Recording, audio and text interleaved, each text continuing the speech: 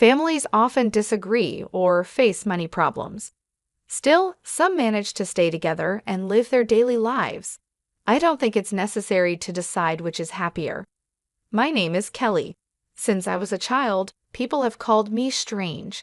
I don't know what's odd about me. I just think so because others say I am. It's okay to be called strange, but the problem is my parents avoid me because of it. My childhood was lonely. I can read people's minds and know what they're thinking. I don't understand how I do it, but it feels natural to me, like how ordinary people move their hands or breathe. Once, I felt something bad from a coworker my father brought home. I felt we needed to be careful with that person. I warned my mother, but she ignored me. Later, the coworker convinced my father to sign a contract as a debt guarantor. My mother didn't believe my story, but as my father was leaving the table with the coworker, I said, "Something tells me that the phrase joint and several is dangerous. I'm not sure what solidarity means, but be cautious." Because of this, my father decided not to sign as a cosigner. Later, when his colleague went bankrupt and couldn't pay his debts, my father didn't have to take on the burden. Another time, when I was out shopping with my mother, I felt a wave of unease coming from behind me. When I turned around, I saw a man wearing sunglasses and a hat, giving off that uneasy feeling.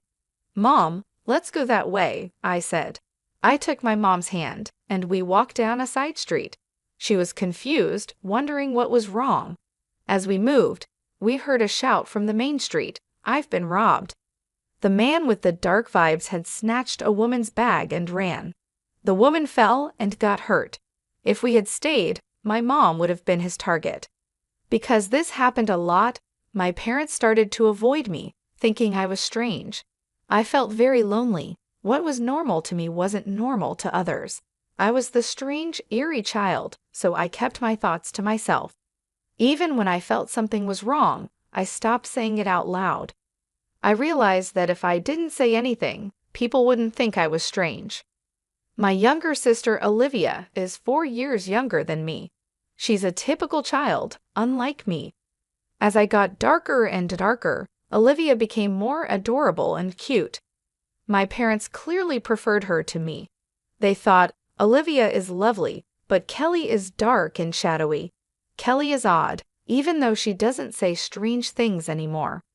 I pretended to be normal to avoid the pain my power caused me. I grew up without my parents' love.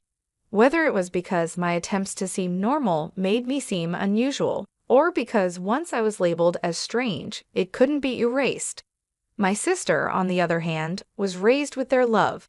She noticed my parents' coldness towards me and began to look down on me. She used to say, "I don't like being around my sister because it transfers the darkness to me." I'm very attractive, but my sister affects my image negatively. She started saying things to put me down whenever she could. My parents just tolerated her behavior and never corrected her. One day, a scout from an entertainment company approached her.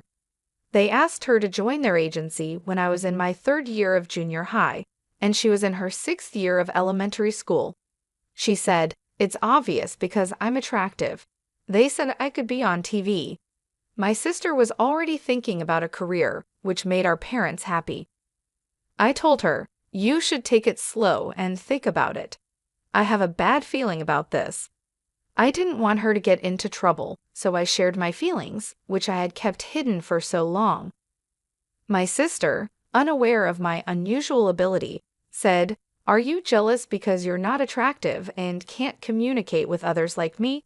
Don't be strange and don't stand in my way." Her face turned red and she reached for me. My parents, who knew about my ability, either forgot about it or were too excited to see their younger daughter in the spotlight. They stood by her and accused me. I then decided to remain silent. I told myself that speaking up wouldn't lead to anything good. One day, a student teacher was scheduled to visit my middle school. He was a male college student who wanted to be a physical education teacher. He spoke about his educational dreams and gave a powerful speech to the teachers and students.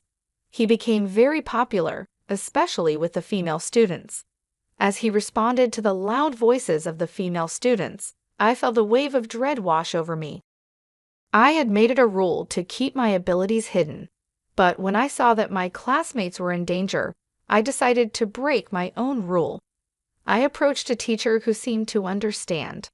I said, "I know this is unexpected, but please believe me and help me." The teacher was confused by my sudden statement, but did as I asked and staked out a specific location after school. I kept the details from the teacher because I knew he wouldn't believe me if I explained everything. The teacher listened to me without needing an explanation. The next day, the whole school was in an uproar. The student trainee had broken the law by entering the women's restroom with a video camera. The teacher had staked out the area and caught him within 20 minutes. Because of this, the female students were not victims of voyeurism and were spared from being humiliated. Meanwhile, my younger sister enthusiastically joined the entertainment agency that scouted her. However, there were no lessons or auditions, just high fees to pay. Then, the agency suddenly closed down. My sister had been scammed. She screamed and cried, blaming me. "It's all because of you. You ruined my future. It's your fault." Even though it was an absurd accusation, she believed it. This belief helped her cope, but it was a disaster for me. My parents didn't say anything ridiculous, but they did notice she was distancing herself from me and getting closer to them. As the strange child, I felt lonely again. While I was glad I had helped everyone at school, I worried my actions would make things worse for me. The next day, the teacher who had listened to me called me to the staff room. I was scared of being labeled as strange again. When I entered, the teacher said quietly, "You knew this was going to happen about a week ago, didn't you?"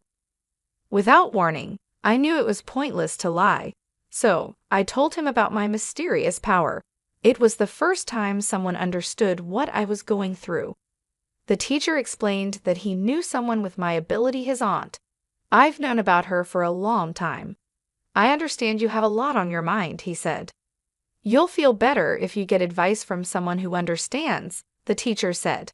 Then he introduced me to Nicole. She looked me in the eyes and said, "It's natural to be concerned, but you don't have to suffer."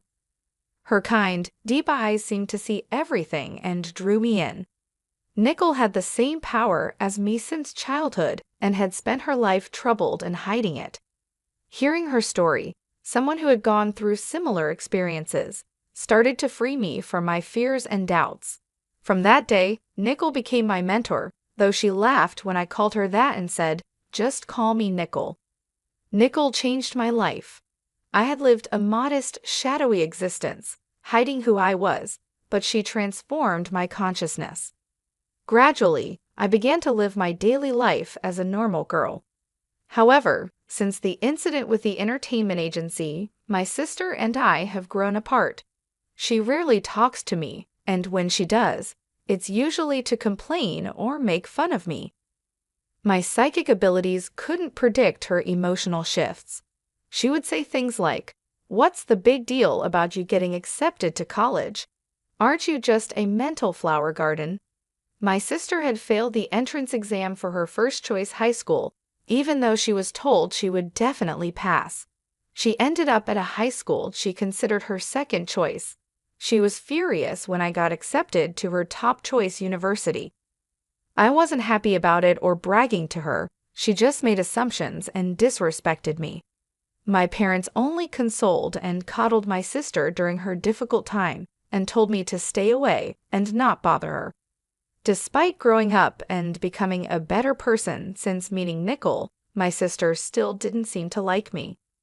I guess my sister doesn't like me unless I'm dark and gloomy. My sister is very intelligent, so it's surprising she didn't pass the high school entrance exam. She was very frustrated and put that frustration into her studies at the high school she enrolled in. She ended up being the top student for 4 years and got accepted into a difficult national university on her first try. She said, "I got into the hardest university. Yours isn't as good as mine." I responded to her satisfied remark with a lighthearted, "Yeah, I guess so." I knew getting too involved with her would be a bad idea. My sister took my light response as an insult and lashed out at me. My parents were scared of her temper and could only watch and worry when she got like that. They blamed me, calling me a liar and a troubled daughter. I wanted to argue about which one of us was really the troubled daughter, but I kept quiet because I didn't want to make things worse. Aside from my sister, I was nearing the end of my college career and needed to decide about my life. I'm not as dark and withdrawn as I used to be, but I'm still not sociable and doubt my ability to form successful relationships. My ability to sense people's negative emotions makes it hard. I can understand positive feelings, but negative thoughts hurt me. I've been overwhelmed by negative emotions at school and almost stopped trusting people. I was worried if I could do well in a corporate job. I talked to my mentor, Nicole, about this. I was sure she had faced similar challenges and wanted to know how she overcame them. She said, "I went through the same difficulties you're facing now. Maybe you should do something like I did." She told me she had spent a long time working as a fortune teller or counselor, helping people with their problems. She said, "With your ability, you can really help others and contribute to the world. Working freelance means you don't have to be part of an organization and don't have to deal with people's emotions or relationships, which you're afraid of. It's the perfect job for people like us." I decided to pursue the same job with my mentor's encouragement. She showed me how to do the job and find customers. Thanks to the internet, I can now work from home. When I told my parents and younger sister that I would work from home instead of getting a job after graduation, they asked, "What exactly is it? What kind of job is it? What type of work is it? Then at least you should do our housework." What about living costs? I expected these questions, but I was disappointed they weren't more supportive. While I understood their expectations for housework and money, it still made me sad. I could see my sister disrespecting me even more in the future, which added to my sadness. So, my life as a work-from-home employee began. There were no job offers at first, and it was a trial and error process, but with my mentor's help, I gradually got work. I couldn't contribute money to the household for about a year, so I focused on housework. My father was not pleased, but my mother was relieved and kept him in check. When I finally contributed money after about a year, my father mocked me, saying, "Huh, you finally got some money, didn't you?"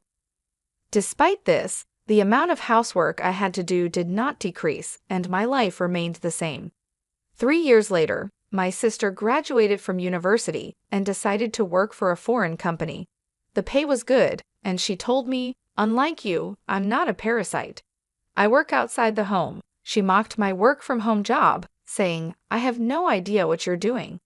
Working from home? Isn't that just for fun? You're a parasite in your own home. My pay will increase, and I'm sure I'll be making 15 times more than you. Someone like you could never make that much money." After a year and a half, my sister was promoted to chief and continued to brag about her good salary. However, she didn't contribute anything to the household or help with any chores. She left the laundry, cleaning, meal preparation, and everything else to my mother and me. My mother and I shared the work, but she delegated most of it to me, so I ended up doing almost everything.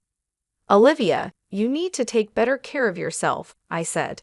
"Instead of spending all your money on yourself, you should help out with the household expenses." She snapped back, "You're a waste of space. You should do all the housework. I'm saving money for my future." My parents sided with her, saying it couldn't be helped because she's my sister. I wanted to stay in my current job because it was comfortable, but I began to wonder what I should do with my life. Then my sister made a shocking announcement. "I'm getting married." There was no warning, and my parents and I were stunned. He's a wealthy man who earns more than $20 million a year. "Oh, I'm sorry I became happy first, sister, but isn't marriage just a pipe dream for someone like you?" She said she'd bring her boyfriend over the following Sunday. When the day came, we were in a state of panic due to the rapid events. The man she brought was young, dressed in a suit and tie, and looked capable. "My name is Michael. It's a pleasure to meet you. I've come to propose to Olivia," he said with dignity and politeness. "I told you he was wonderful, didn't I? I'll be happy with him," Olivia said. My father, despite being impressed by Michael, asked, "Michael, what is your job?" "I'm currently training at a company owned by a friend of my father's," Michael replied. Olivia explained, "His father is the company's president. He is training outside the company to be his successor." Olivia seemed overjoyed at the prospect of marrying the future president of a company. We talked about various topics before Michael left.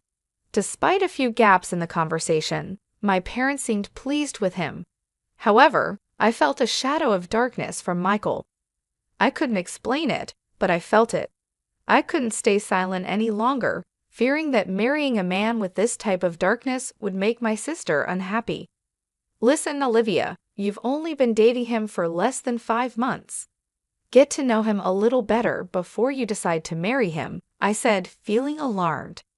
I couldn't explain and tried to reassure my sister with something vague. "What exactly are you talking about, sister?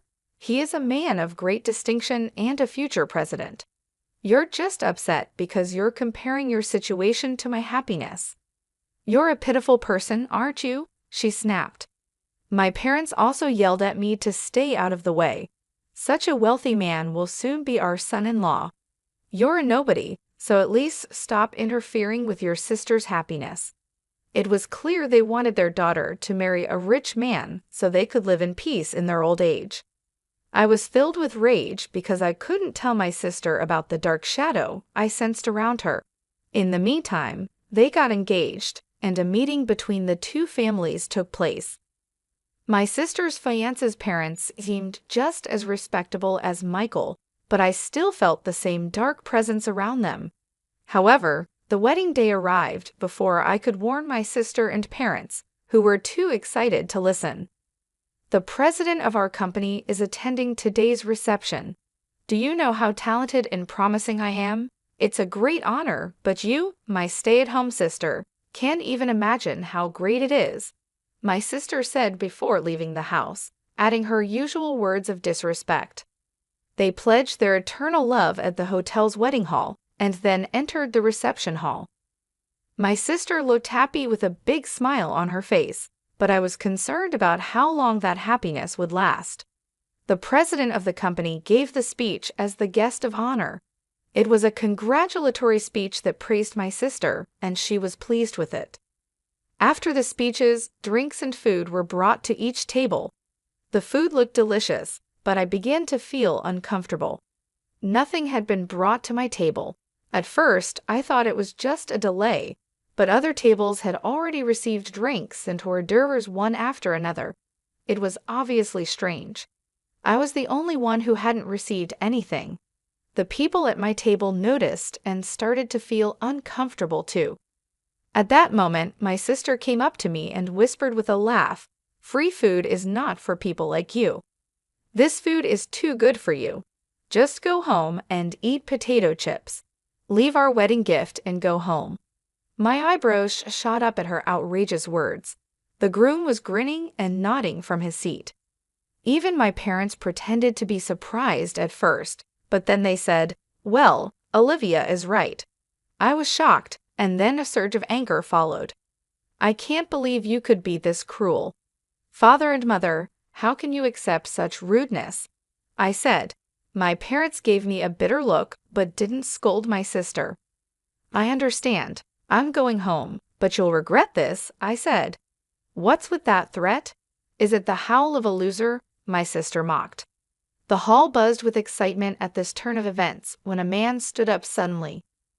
"I'm the groom's brother, Larry. My brother and parents are scum, but the bride is even worse. I can't take it anymore," he said. Larry continued, "Father, your company went bankrupt half a year ago, yet you still pretend to be its president. You're trying to take advantage of your daughter-in-law and her family. Michael, you can't be president anymore either. You're unemployed and trying to leech off your wife." The buzz in the hall grew louder at Larry's words. My sister, turning bright red, yelled, "What do you mean? You cheated me. What do you mean you're unemployed? Her face gradually turned from red to blue, and her eyes filled with tears. My parents were also clueless and began screaming. The screams of my family echoed through the hall. Both the groom and his parents were stunned and silent. In fact, before the wedding, I had received Larry's confession and apology. I had asked Larry not to hesitate to speak his mind if something happened during the reception. As my sister blamed Larry with anger and resentment on her face, another man stood up, looking like he had enough. It was the president of my sister's company.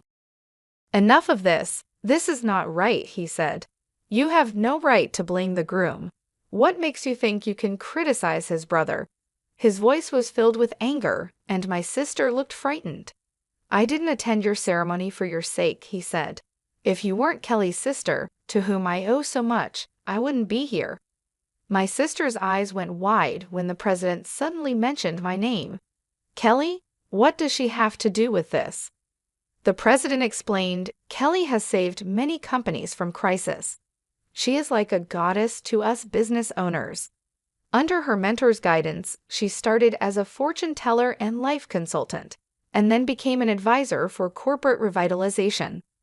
Although she had no managerial knowledge, she used her powers to show companies the right path. One after another, the companies she advised experienced amazing recoveries. Because of this, she is known as a teacher and a goddess. Your company was also consulted 7 months ago, and with her advice, it became stronger. My sister, shocked, said, Oh no, I didn't know anything about that. Aren't you just a stay-at-home nobody? Thanks to Kelly, my business is going well. I have a good job and now earn more than you do. I put enough money into the house, but my parents don't care about me.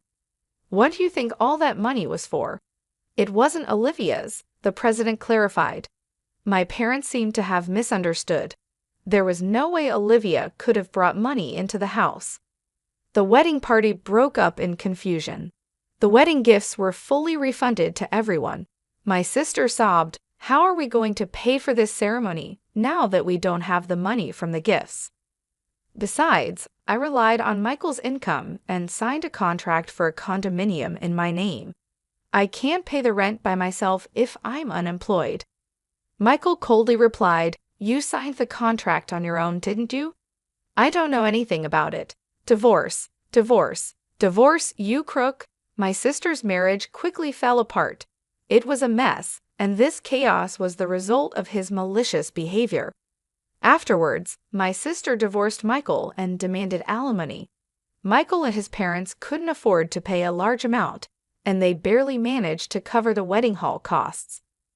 They couldn't afford the condo they had signed for, so it was canceled before they ever lived in it. However, the loan balance remained a heavy burden on my sister. The outrageous behavior at the wedding spread quickly among the company officials who attended. My sister lost credibility, and the company president demoted her to a lower position. She lost her pride as an elite employee and wanted to quit, but she had to keep working to repay the loan. She ended up doing trivial work in a basement reference room, work that may or may not have been important. Michael and his parents failed in their attempt to leech off my sister. They are now struggling to make ends meet by working day jobs. Larry, Michael's older brother, separated himself from his parents and younger brother. My parents easily gave up on my sister when she hit rock bottom and came to me for help. But I said, I don't want to be pushed around by you guys anymore. I'm cutting you off. Goodbye. With that, I left home, signed a lease on a new apartment, and began a new life. I took in my sister, who had fallen on hard times and was struggling to make ends meet. Her salary had been drastically reduced, and she couldn't afford to contribute to our parents' household. Naturally, I also stopped putting money into my parents' house. Unable to lower their standard of living, my parents quickly became exhausted and complained every day. My business is going well, and I am helping many companies and people positively. After the wedding incident, I started dating Larry, and he recently asked me to be his girlfriend. If things continue as they are, marriage is on the horizon. I can't wait to build a happy life with Larry, who has a clear heart and no dark shadows.